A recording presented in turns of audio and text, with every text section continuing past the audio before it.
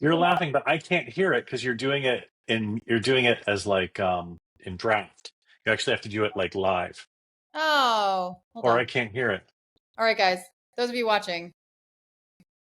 Or listening.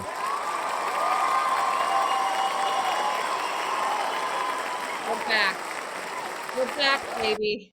Okay. It's a little abrupt when it goes for a really long time. There's 36 seconds of cheering, Dave. I don't, Well, you're supposed to talk over it at the end yeah, or in the beginning.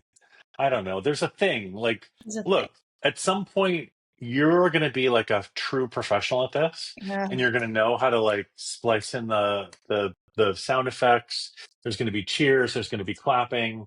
There's going to be like whoop whoop. We can I, probably make our own. Like, you should make a an audio sound effect for clinking glasses oh my God. You know or what? for cork popping. For cork popping. Goals. Goals set. Yeah, who's got time for that? Okay. Welcome back, guys. This is our third AMA, I believe. It's our third XAMA. We are ready to rock. And we've got some questions lined up today. So we're going to keep we're going to keep these to about 20 minutes. We've got actually a bunch of questions today. So let's dive right into it. The first one, Dave, do you want to do an intro or anything? I think we're going to dive into it. I can say happy religious holiday of sorts in Germany. We don't have it here in Spain. Ascension Day. Happy Ascension Day. It's funny because in Germany, it's officially Ascension Day, which is a whole thing that I didn't know existed. Shame on me. You know, I went to church, but shame on me. It's actually also Father's Day in Germany. So they just call it Father's Day and everybody goes and gets drunk and goes on bike tours. So it's kind of fun. And what wine do you drink for Ascension Day? You know what? I have a bottle. So you had a Gigal yesterday on our live stream. I have a bottle of Condrieu from Gigal open from 2018. And I got to tell you, it's not my vibe. I knew I wasn't a Condrieu fan because there's no. Is it Gigal? Is it a Côte d'Aron or is it the? I'm gonna grab it. Hold on. Okay. See, if I had the if I had the button that I could press for the sound effects right now, I would press like I'd be playing with it. I'd like put on something fun. Oh yeah, you can't drink that. No, I mean I want to squeeze a lemon in it. I want to squeeze a lemon in it. Yeah. Yeah. No. So I was drinking the Crozer Hermitage yesterday, and that's nice. It's really nice. I made like a chicken fried rice that I had with my Syrah, like really good, like no fooling around chicken fried rice last night with the Hermitage. It was very good. See, yeah, I don't know. For me, look, finish the bottle of Syrah, no problem. And then we had since we're gonna just do a little wine thing. Hold on, we're gonna do a wine thing, and then we'll get into the questions. Then I opened up this bad boy. You know this wine? This Chardonnay? Yeah, I know that one. Yeah. That was phenomenal. That was a good one. After we finished the Syrah, the Croz Hermitage, then we went on to this, and the Condrieu just didn't do it for me. So yeah, I don't know what to do with it. I don't even know if I can cook with it because there's no acidity. But yeah, that's just Condrieu. Right. That's what it is. That's what you get. So on that note, I need to find an appropriate wine for Ascension Day. Haven't got one open. That's okay. Let's get into question number 1, shall we? Which is, what's the Discord link for dVIN? We have some news. Good news. Good news. I don't know if some people are going to think it's good news. I think it's good news because I'm a wine person and I'm not a Discord person. And I've tried to be a Discord person for 3 years. We have noticed that our community is a little bit divided, and we don't want our community to be divided, right? So we've got all these amazing wine enthusiasts and all of these amazing kind of Web3 natives, and in Discord, the wine natives we're not getting them in there. There's no traction on the wine front, so we have decided to condense. We're gonna basically shut down the Discord. We're gonna do it soon. It's not happening today. It's gotta, taking out the Discord. we want all of our folks and friends and wine lovers to be able to feel comfortable with the platforms that we're sharing content on, and Discord just isn't that. So no need to share a Discord link with you guys. No sense getting in there, but you should follow us on Telegram and mostly X, LinkedIn as well. But yeah, that's where you'll find all the good stuff going on. If you're feeling like, you want like the cerebral stuff, then follow us on LinkedIn, because that's where we put the long form. Medium. Like, I'm gonna lean back with a glass of wine and like read long form articles, or like any of the kind of thought pieces, either that we're doing or that we're commenting on that other people are doing. Yeah. If you're like a brain rot degen, and like you're gonna like twitch from like missing out on Discord, then X should do you just fine. Just come to Twitter and like, hang out on Twitter with the other degenerates, and you're safe there. you'll barely miss Discord, I promise. It's true. It's true. So that's that. No need to worry about the Discord link any longer. Out of there. Yeah. Out of there. Second question. What are the tokenomics of dVIN Labs? So I think it means a VIN coin. Yeah. So we launched VIN coin back in September. And as I think most people know, we launched it. We were one of the first projects to launch on Meteora, or actually one of the first projects to launch on the new Meteora when they switched over. And we just got hosed. So the token went sideways. We're going to be releasing new tokenomics for a updated token, probably in the next 2 or 3 months. That'll come out after we've launched a bunch of stuff. We've got things in the pipeline that are coming first. So, for example, we've got about $150 million worth of wine that we're putting on chain. We've got some channel partners that are coming on board with trading platforms. We've got the new app launching, and we've got a bunch of really cool Bacchus stuff. We've decided that we're going to wait to relaunch the token until all of that stuff is live, and there's a lot of activity and a lot of good vibes, because we think that's where token launches make the most sense. So that stuff's going to come a little bit later. Keep your eyes open. You'll start to see that stuff come soon. Yeah. Well said, Dave. What blockchain is VIN on? So it's built on Solana. Yeah. Okay, we can get through that one pretty quick. That was easy. What's the future looking like for Bacchus was another question that we had. So if you're interested in getting a bit more of a deep dive on this, we did a podcast. I think we've done 2 podcasts on Bacchus in the last 8 weeks or so. So if you're following us on Substack, we've got our podcast there. That's kind of its home, but you'll find it everywhere where podcasts live. So Apple and Spotify and all that. But basically the TLDR, or to answer your question, is Bacchus kind of began as a back-end tool to structure messy wine data. And now it powers AI-driven wine investment tools. So we've got 2 really cool tools right now in beta. We're really looking forward to these coming out in full force. One of them is the wine list analyzer, which flags standout bottles from restaurant lists. And then there's the portfolio optimizer, which like assesses seller contents and makes investment grade decisions. So basically like your kind of Bloomberg terminal for wine, which is awesome. And Bacchus right now is live on X. He's swearing less now, which is great. He's swearing a lot less now. Larry, if you're watching this is for you. It's been hard to get him, back on the rails. But yeah, he's swearing.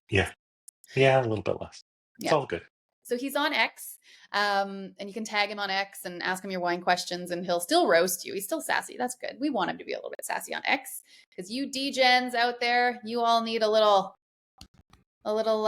kick in the rump. A little adrenaline. I don't know, a little pushback. So there you go. You get it from Bacchus. And you're not going to get it from the Dutch boy. Jesus Christ. You know what? It's a thing. I tried something new today, by the way. I don't know if you noticed, but the flip.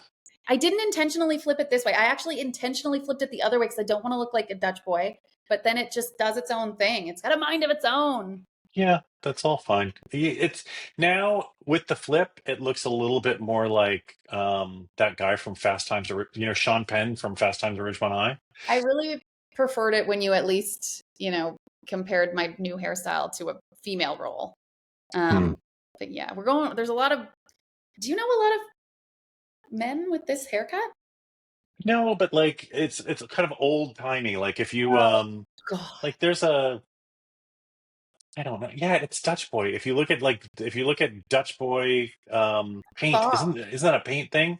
The little boy in the front who's got the hair like that. you got to send me the Um, Dutch boy picture. Okay. well, didn't Larry? I think Larry did you Well, Larry made did me a did the Dutch bottle. Boy Yeah, thing for you. he did. He made me Yeah, a bottle label. I'm actually going to have to print that and put it on a wine bottle and send it to you, Larry, for your I like collection it. in your digital cellar. Okay. Anyways, on that note, No, wait. But let's talk about Bacchus in the future. yeah. So Well, where's Bacchus going? other than his two beta tools, yeah. Right. Yeah. So right now, Bacchus is in beta on Telegram. Eventually, we'll have full release on Telegram, and then in a few weeks, it'll be fully launched on its own web app, and then its own iOS and Android app.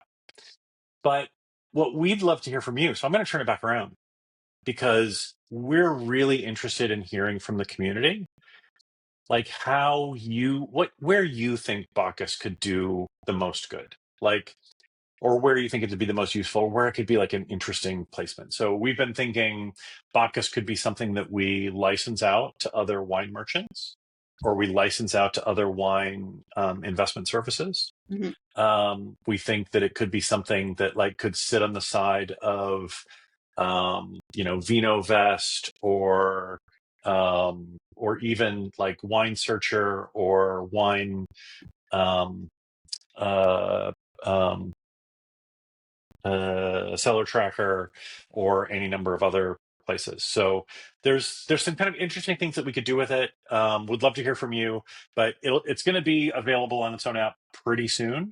So you'll be able to play with it and use it on the app. But like over time, I kind of want it to be everywhere. Like it's going to be the focus of the new dVIN app. Like it'll be over time, that'll be kind of how you navigate everything. We think that like when I think about what UX looks like in the future, UX for apps, UX for anything, I think UX is, it's going to start looking like AI. It's going to start, and I don't mean like ChatGPT where you're typing stuff in.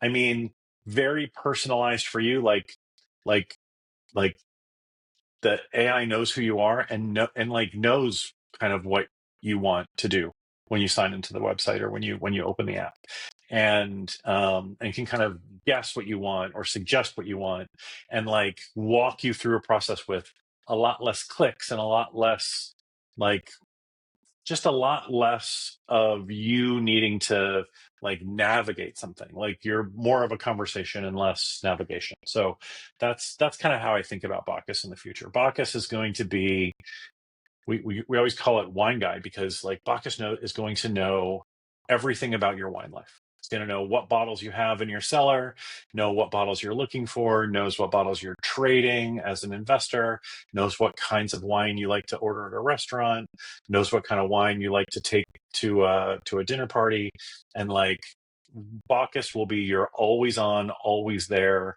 available in every channel wine advisor. Yeah. And that's the idea for Bacchus. And what about, I'm going to ask this one. What about autonomous trading? Are we going to run into any trouble with that? Is Bacchus going to Now, be trading on our behalves once he's connected to our digital sellers? Bacchus is going to trade on his own behalf first. Mm-hmm. And then I think eventually people will have the ability to just flip Bacchus on and have Bacchus manage your portfolio. Sick. Very cool. All right. Next question. Why has the wine industry lagged in digital adoption? I mean, if we could get wineries to stop using clipboards, it would be a good first step. Um, there's a lot of tradition, right? There's a lot of dependence the way the system is set up right now on middlemen and the traditional distribution networks. It's kind of intentionally opaque right now. Yeah, I mean, I also think it's atomization, right?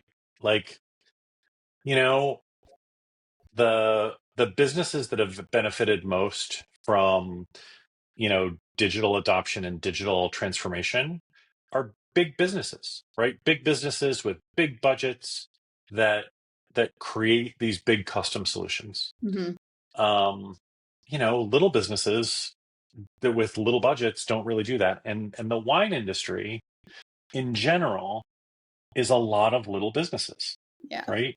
Like it's not just that if you walk into a Target or a Costco or a Walmart, you expect everything to be digital and everything to be like completely organized, like with technology, right?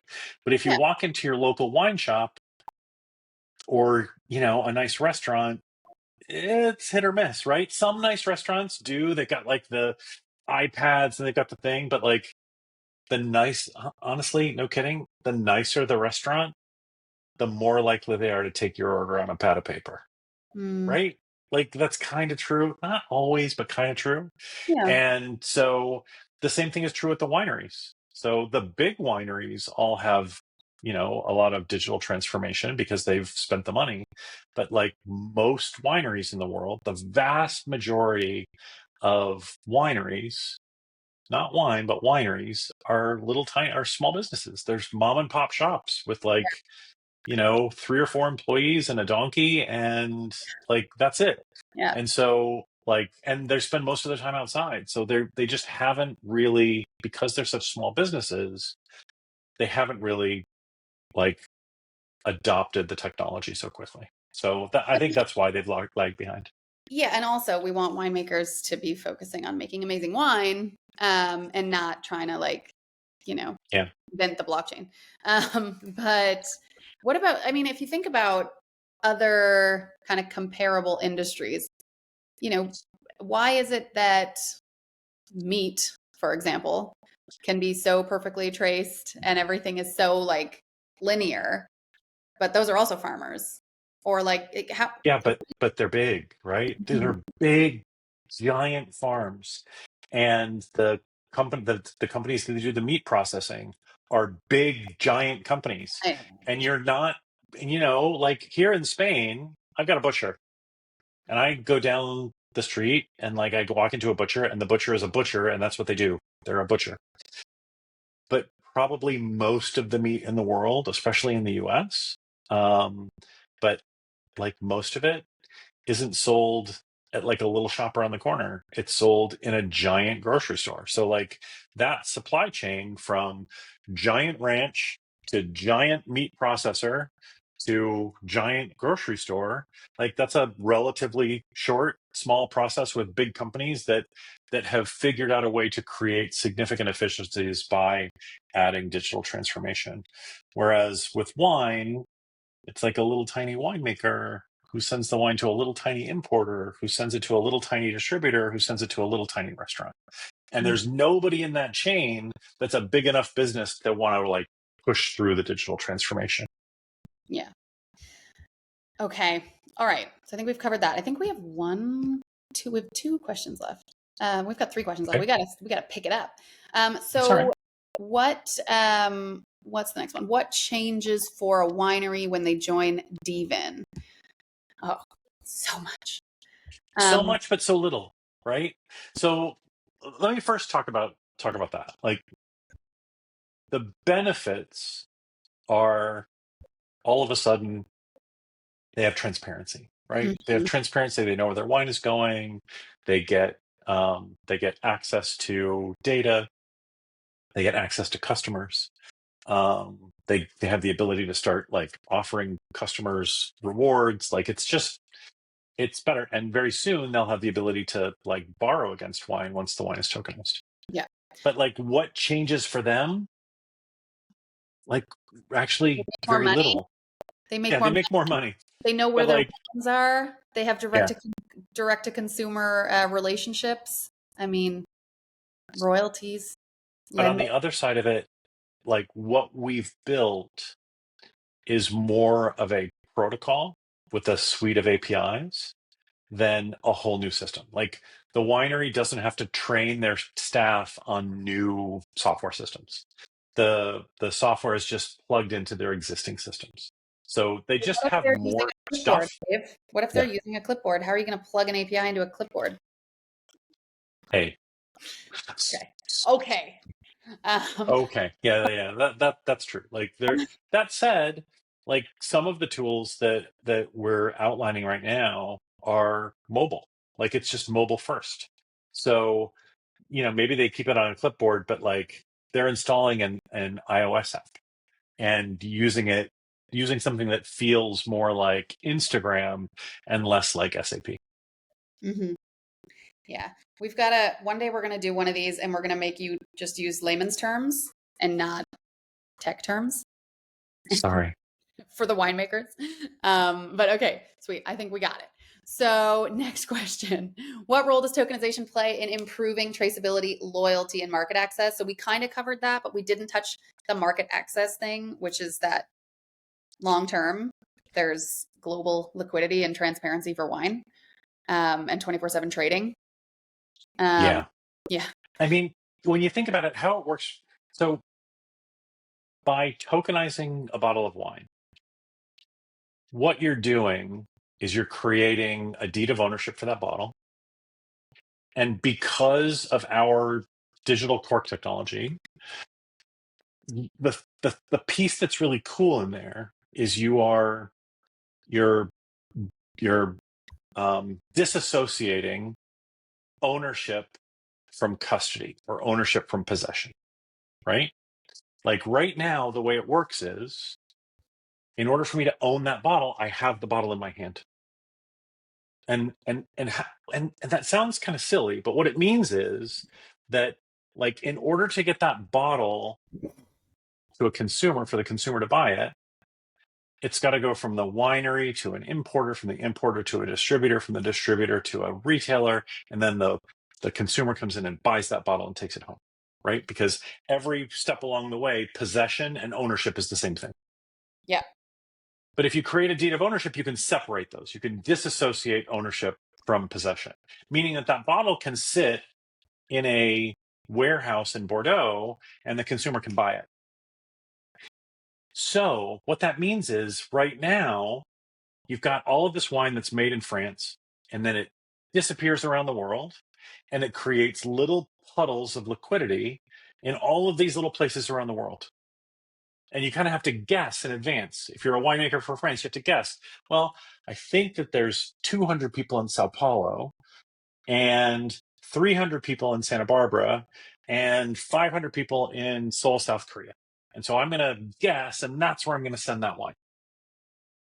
But if you have global liquidity and people can buy it and then ship it, then what you end up with is a much more efficient marketplace. You end up with global liquidity instead of having little puddles of liquidity all over the world, because ownership and possession is the same thing.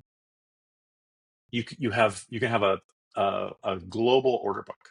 So like you actually have perfect supply and demand. I don't know if that helped. Is that And helpful, Jana? yeah, I think so. Immutable provenance, you can like instantly buy, sell, or use a bottle as collateral, which is very cool. Correct. Yeah. Okay, cool. So, and then there's like the smart engagement and royalty piece, but we kind of covered that. So, how is dVIN making wine investing more accessible and social? So accessibility, we've talked about. We've got all kinds of different channel partners that are going to be popping up, popping online starting this year. We're going to have, I think we have $150 million worth of wine on chain by next year. Yeah. Yeah. And so that's the accessibility part of it, right? So you're going to instantly be able to trade wines. Whereas right now, when you trade a wine or if you're buying wine on secondary, it's usually like, it can be a 2-week settlement time and huge fees. And so that is definitely going to change.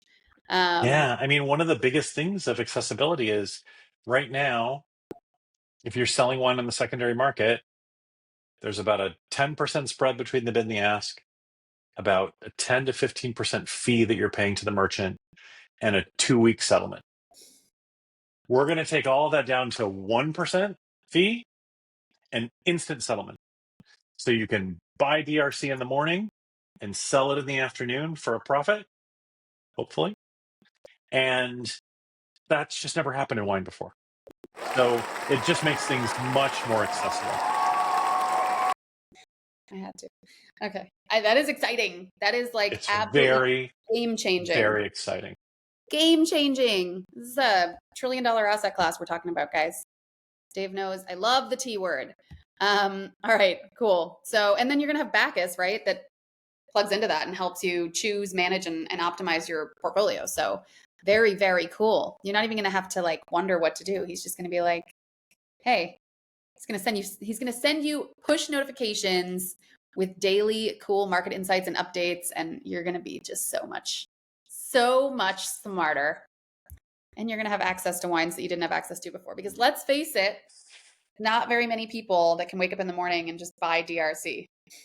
So that's right. That's right. Okay. Very cool. Biggest hurdles in modernizing wine. Cultural resistance. Well, it's and friction, right? Like, look, the adoption is going to happen as friction is erased. Yeah. So the more we can reduce friction, the more adoption that we're going to have, right? So if we can reduce friction in winemakers or negociants or importers tokenizing their wine, then that's going to make it easy. Reduce friction meaning there's no technical component that they have to do. It doesn't cost anything or doesn't cost very much. It's very easy and fast, right? And then the same thing with consumers. Reduce friction. Super easy. I can do it on my phone. I pay 1% instead of 20%. It settles instantly instead of settling in 2 weeks. Like, lowering the friction is the most important thing. And so that's really where I think most of us are focusing most of our time. Yeah. How can we reduce friction? Yeah. That's the biggest challenge. That's it. I think so too. And cultural resistance is like a little bit of a thing. But for sure. We're seeing that a lot less. I remember when we first started, and I remember Valentina and I were going out and doing biz dev in Germany. And there was, for example, I'm not going to say which winery it was, but we tried to do a cold call and explain kind of what our long-term plan was. And then it was just like an app. It was like, nope. Did you just say blockchain? Like, we're one of the best producers in Germany. Like, we're not going to learn that. So we also learned very quickly that you have to abstract that kind of language out. But yeah. Yeah. Great. Anyway. Okay. Cool. Hey, we're over time. Woo. Okay. But this was great. And I got to go drink some wine. Yeah. It's 5 o'clock. It's 5:30. Figure out what to do with this. If anyone has any suggestions, if anyone feels offended that I'm not a fan of this wine, please explain to me in the comments on any of this what you like about that. I gotta say, it's not my jam. Adios. On that note, we're gonna get in so much trouble for that. I know. I'm not getting invited to Gigal anytime soon. All right. Bye, guys. Bye, everybody.